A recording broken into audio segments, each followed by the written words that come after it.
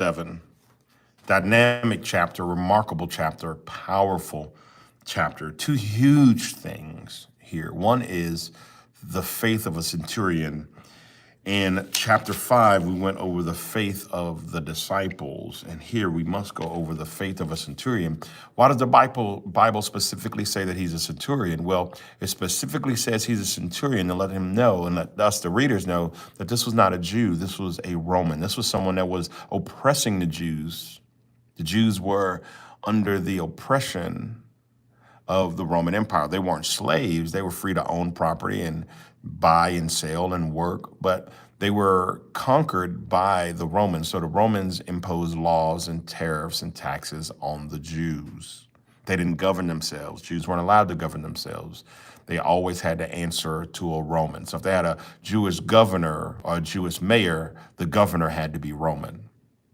They always had to have a Roman authority over them.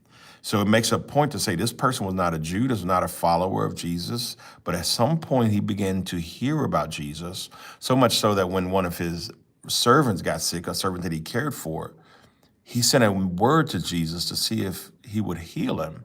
And Jesus is busy. He says, okay, but I'll come and heal him. And he told him, listen, I'm a centurion and I'm a high-ranking centurion, and I don't need you to physically come to my house.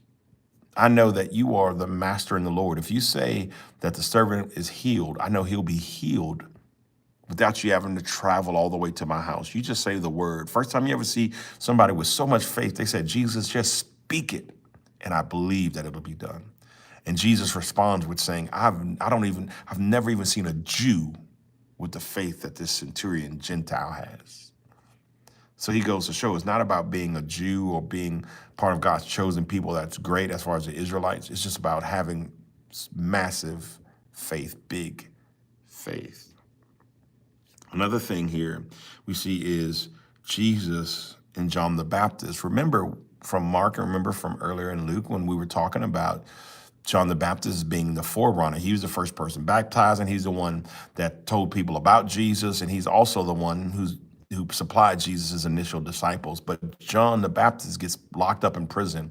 And while he's in prison, he begins to doubt if Jesus is the Messiah. He knows he's the Messiah, but now he doubts and even sends people to ask Jesus, are you really the Messiah?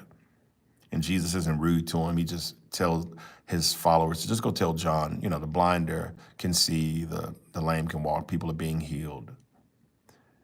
Let me just give you the lesson in this. Don't go through a hard time and begin to doubt who Jesus is. Big faith makes big miracles.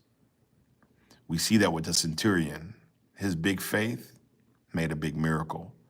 John was a Jew, but began to doubt in his time of trial and eventually got beheaded and not released.